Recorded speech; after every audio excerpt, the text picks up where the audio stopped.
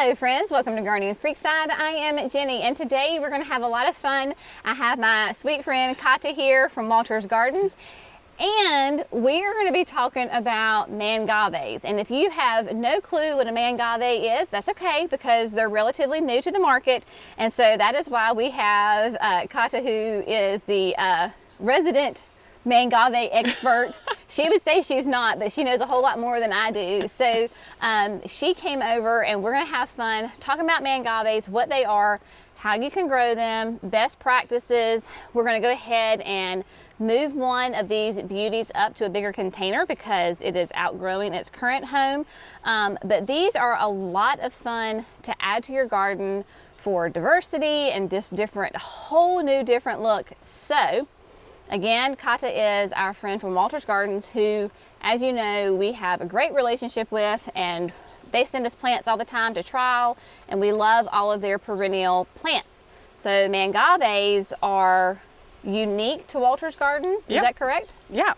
Yeah. Well, thanks for having me. Oh, of course, always. So tell me, okay, so what is a mangave? Like, what is that? So mangave is basically a cross between an agave, which I'm sure that most of you guys know what an agave is, and then a plant called manfreda. Okay. Manfreda is not as known.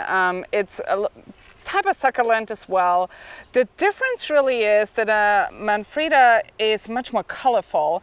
It's smaller, it blooms typically a little faster, and this is where also those crosses called mangaves get their color from. Yeah, because there's so many. We have, 6 plants here, and they're all very unique and very colorful. And we should say also that these are rated as full sun. Yep, exactly. Because when they get the full sun and that UV that's light, when you get the really, really nice coloration. Right. So I think there's about 55 on the market now that we have. I don't even know how many we have in total, but I think it's 55 that were introduced. Our breeder at Walter's Gardens, Hans Hansen, is actually the one who made most of those. Yeah. So originally they were found in Texas. We think they were found in the wild. Tony Avent, actually from Raleigh, was one of the first ones that connected with a guy in Texas. I think his name was Carl, from a nursery down there. And so they think it just pollinated in the wild. Oh, really? And they realized that they collected seed, that 2 of them were growing a lot faster and looked so much better. And so Tony brought them to Hans and said, hey, I think this is something that horticulture or, gardeners need. Yeah. And so Hans started breeding with them, and that was only in 2012, if I'm not wrong. So like you said, very new actually to the trade. They're so cool. And I will say too, because we've had these in production number 1 up at the greenhouse, like in the production area. So they've not been like true full UV light. So I would imagine that they would even color up even more. Even more, yeah. Yeah, so these are really fun. Okay, so, and they come in all shapes and sizes. Absolutely. Like some of the smaller ones are really just, they fill a 1-gallon pot, a really thin leaf. Yeah. And then, here we have some of the really bigger ones. So they get really huge. The cool thing about mangaves is really as much space as you give them and as much water you give them, this is how big they will grow.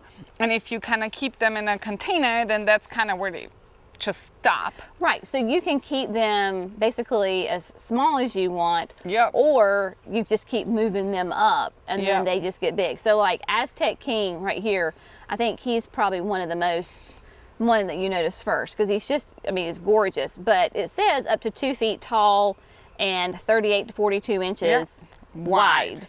Yeah. And so they are just really huge.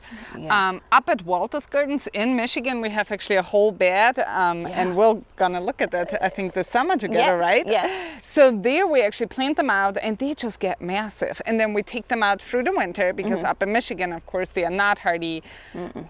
Some of them are hardy here, not too many, unfortunately, either. But they're mostly hardy to zone 8, 9. We have some that are hardy in zone 7. I live in a zone 7, just 3 hours from Jenny. I keep most of mine in a container. I just move them into my garage. they get no light and no water and nothing through the winter, and then I just move them back out again and they're fine. Some of them I leave outside.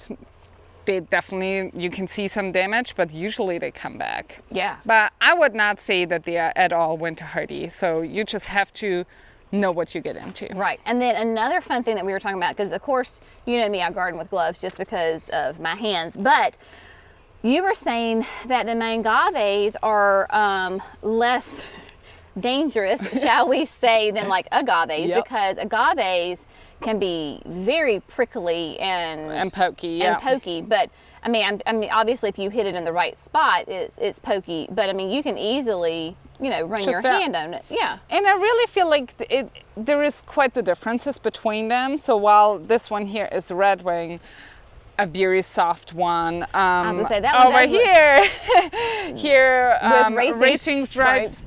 That there is a lot more agave background, so that one is a lot more pokey. But I still think that the end tips are just never as bad as a true agave. Yeah. Where, you know, I've had friends who work in agave nurseries.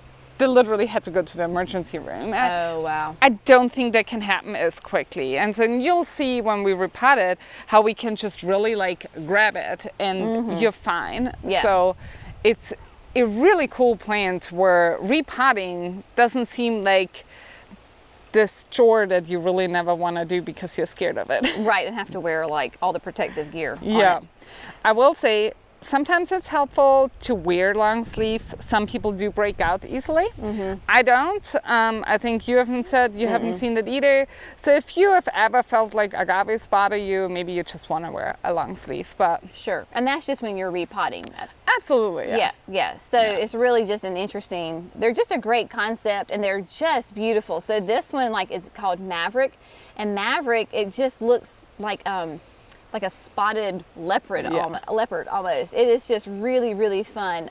So what we're gonna do is, because these are huge, beautiful, basically not even 2-year-old plants, which is amazing. So you think agaves are very historically quite a slow grower. Yep. But because it has that great crossbreeding, they're a relatively fast grower. So this is what the benefit of getting things from Walters is, it's labeled exactly when they were planted, and it was really less. It was less than 2 years ago. Yeah, and they were stepped up. Yeah, I mean, clearly. right, obviously. But that started as what we call a 72 liner, a small one, a little small one. And so as long as you water it and keep kind of moving it up, you're going to have a full size plant practically. I mean, really quickly. Yeah. In the plant world, right? Well, and the good thing, speaking of water, is it's not as water sensitive. So you can water them a lot more than you could ever do with other succulents, which makes it a fantastic plant also to do combos with. So if you do an agave, you could never put a petunia into it because a petunia needs water all the time here in the South. Agave doesn't. So that is where I think they're so much more fun to combine. You can put them in a perennial bed, and it really doesn't matter if it rains on it a lot. So because at your house, because you have a good bit of them and you do mix them like in a mixed container all the time. Yeah, so that's a really fun. I mean, obviously if we have these nice big ones that are these beautiful specimens, and we are going to repot it up into a bigger container, but we said we talked about putting something else with it, but we said, well, because the mangave is so big, it might just take away. But I think Kata is going to share some of her pictures with us. So we will have our mangaves available within the next month or so because they're still growing. But it would be fantastic to use in those mixed containers. Yeah, totally. Really fun. So what we're going to do is we have just a traditional pot, right? So this is ceramic glazed pot that we have.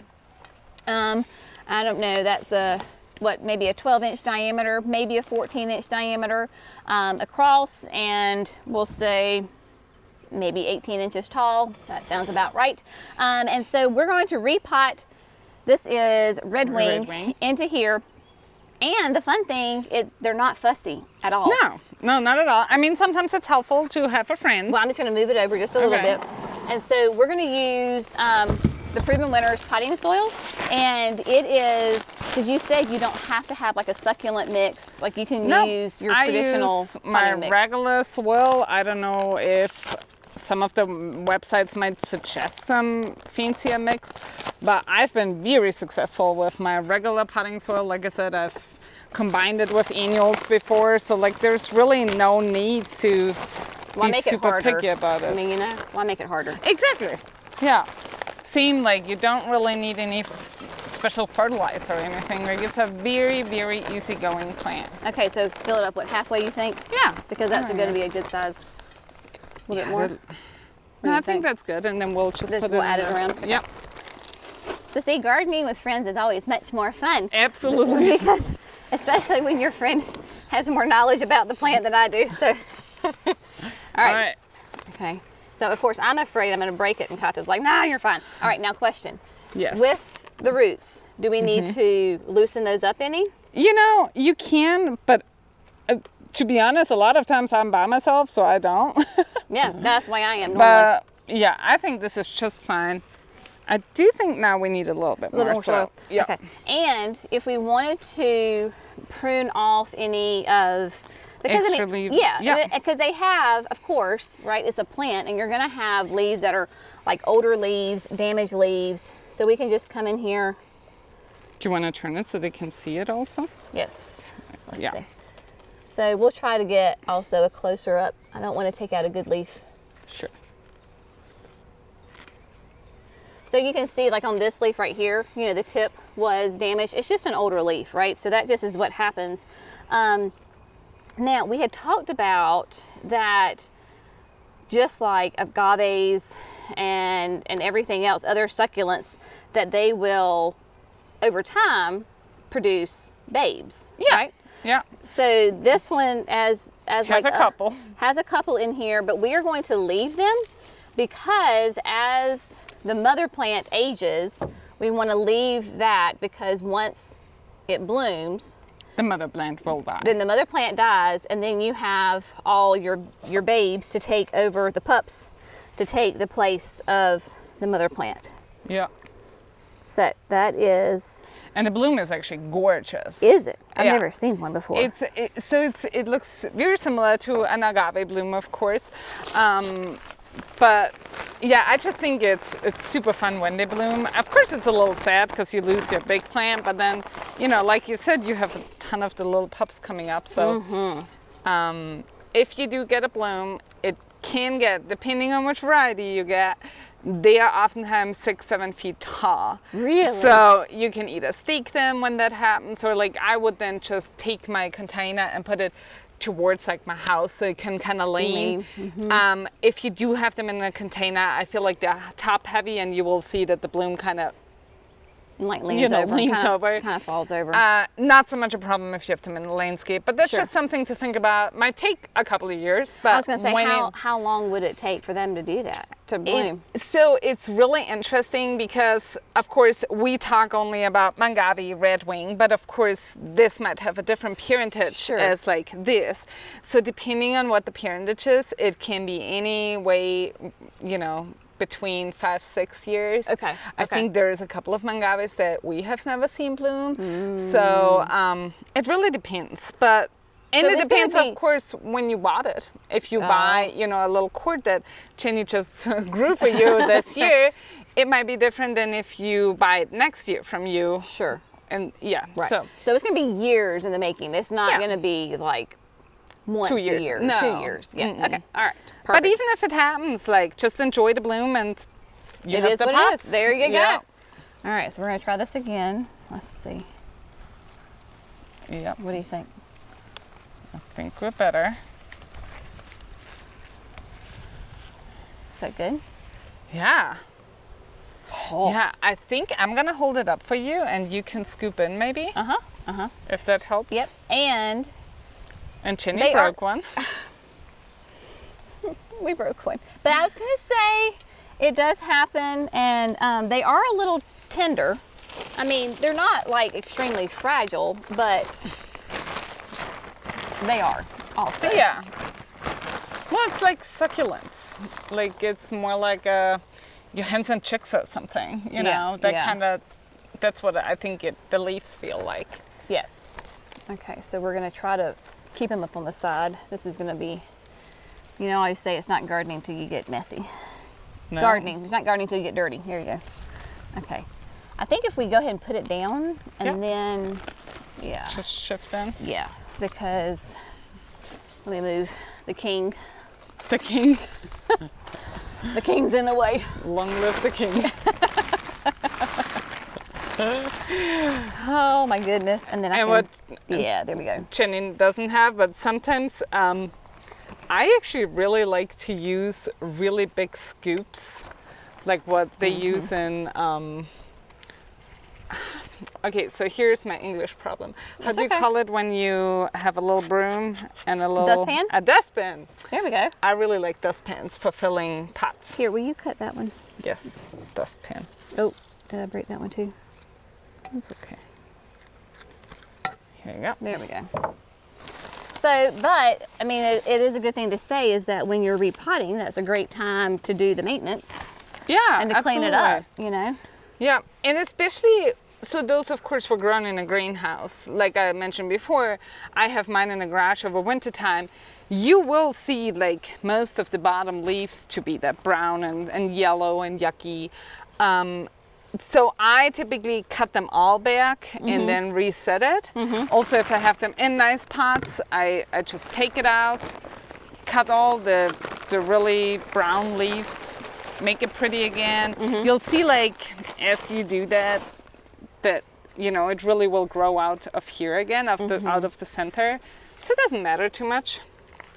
There we go. That's working better. Yeah, like my dustpan. Like your dustpan. Let's turn this a little. Oh yeah.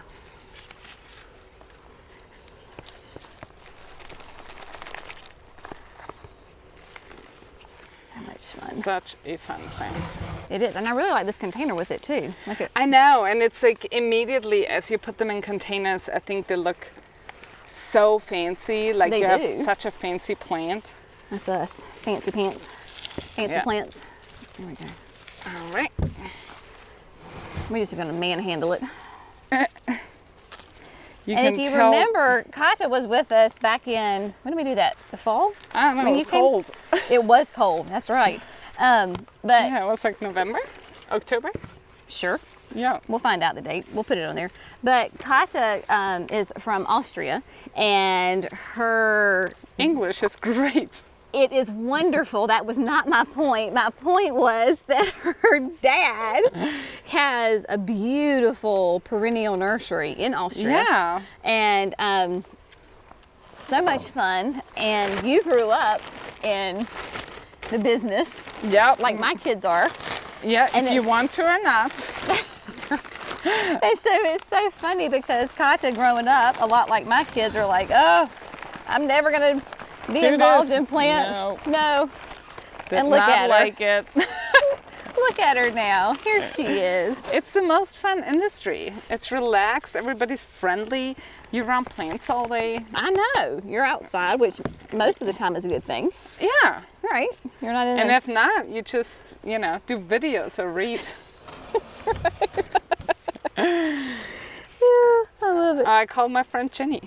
That's right. And order her more plants. I know that Kata truly has been like, before we just were kind of like flying by the seat of our pants going like, sure, okay, we'll do this, we'll do that.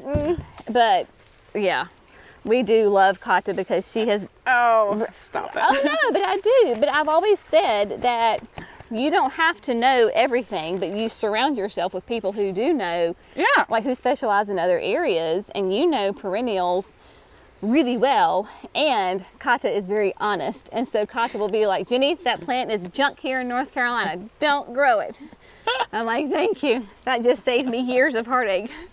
But then I tell her 5 new plants that she didn't know she needed. No, but then I get them and I love them, and then you love them too, so see, it's a very mutually beneficial. For example, mangaves. Mangaves. Yeah, I know. And I did talk you into that. You didn't have to twist my arm though. No, I did not. No. It was a very easy sell. It was, because they're beautiful. So for folks, I think we're pretty much done here. So what we'll do is just water it in really well. Yep.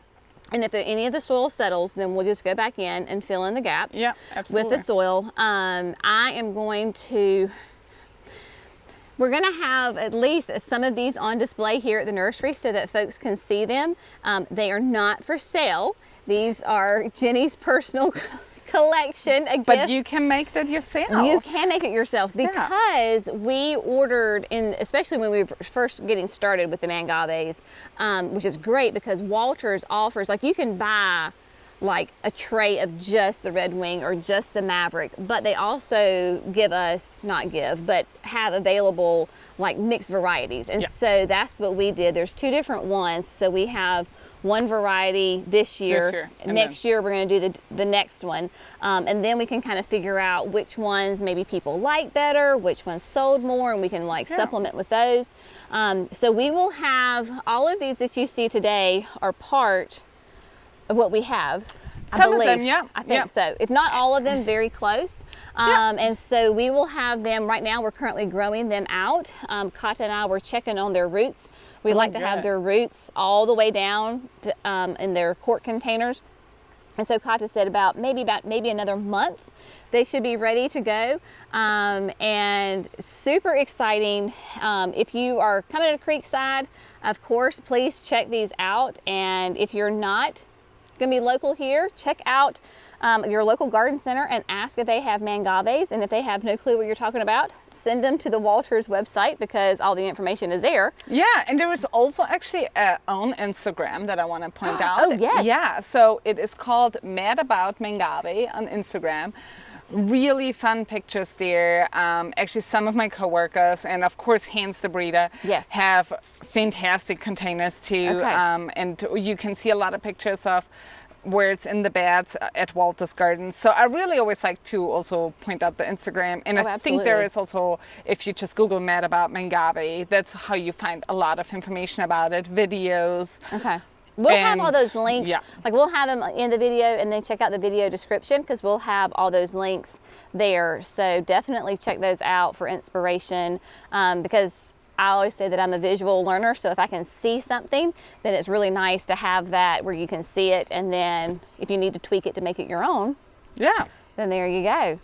Absolutely. All right, is there anything that we left out?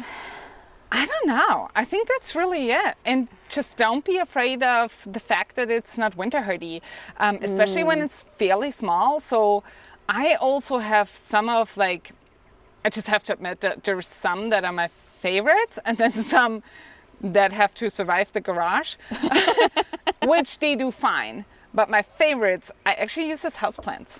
So they are fantastic houseplants, and they can be a houseplant pretty much year round. I would be a little careful with just the light. So like if you keep them as a houseplant, either you do, and you have lights, use lights, or keep them really where it's very sunny. But yeah, there is like this new one that hopefully Jenny will have in a couple of years too. It's called Praying Hands. And so that's my favorite. We'll show you a picture. It's like really close up. And so I knew that that one is just, it will take me years to get one again. So that one is just in my bedroom year round. And that's so a special one. That is just something to know. If you don't have a garden or balcony, they are actually fantastic houseplants. Oh, that is so great they're to know. just kind of magic plants. They are, and they're very versatile. But I tell you, put it in that pot, like instantly is very elegant and classy. I'm thinking everybody else needs to get moved up to a new pot. Man, I think you should. I think we will be doing that. Excellent. All right, friends, as always, thank you so much for gardening with Creekside. I hope you have been turned on, like your little radar has been turned on with these mangaves. They are certainly something fun that we want to keep exploring and keep getting lots of experience with because, man, this is going to be a lot of fun. A new plant addiction here. And absolutely. So, as always, thank you, Kata, for coming. Absolutely. Thank you for having me. Of course. Y'all have a great day, and we will see y'all in the next video. Bye, friends. Bye.